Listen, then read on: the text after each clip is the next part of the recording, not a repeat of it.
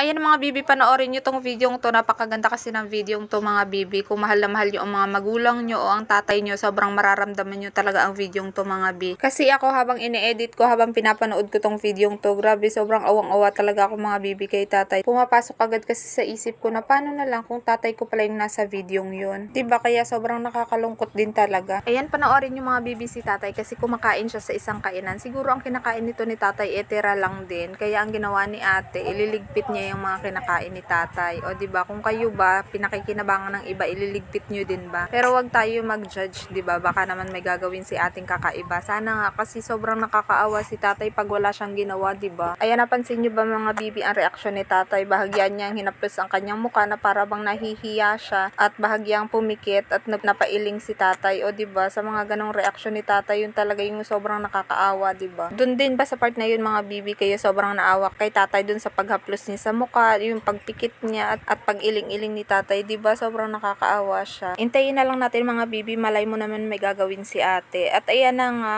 bago naman pala ang ibibigay ni ate. O 'di ba, napakabait naman talaga ni ate. O sinerban niya ng bago si tatay. O 'di ba, nakaka-touch naman ang ginawa ni ate. At may paghawak pa nga siya sa balikat ni tatay na para bang sinasabi niya, "O tay, kain ka na." O tuwan-tuwa si tatay mga bibi. Nakakatuwa naman, napakabait ni ate. Good Samaritan yarn. Grabe, sobrang salamat kay ate. Kasi may malasakit siya sa mga katulad ni tatay na matatanda. Sana mas marami pang katulad ni ate, 'di ba? Si Lord na ang bahala sa mga ginawa mong kabutihan, ate, para kay tatay. O 'di ba? Nung unang napanood ko talaga tong video to mga bibi na hindi ko pa natatapos. Grabe, sobrang naiiyak talaga ako kay tatay. Sobrang naawa ko sa kanya. Pero okay naman pala. Ang bait naman pala ni ate.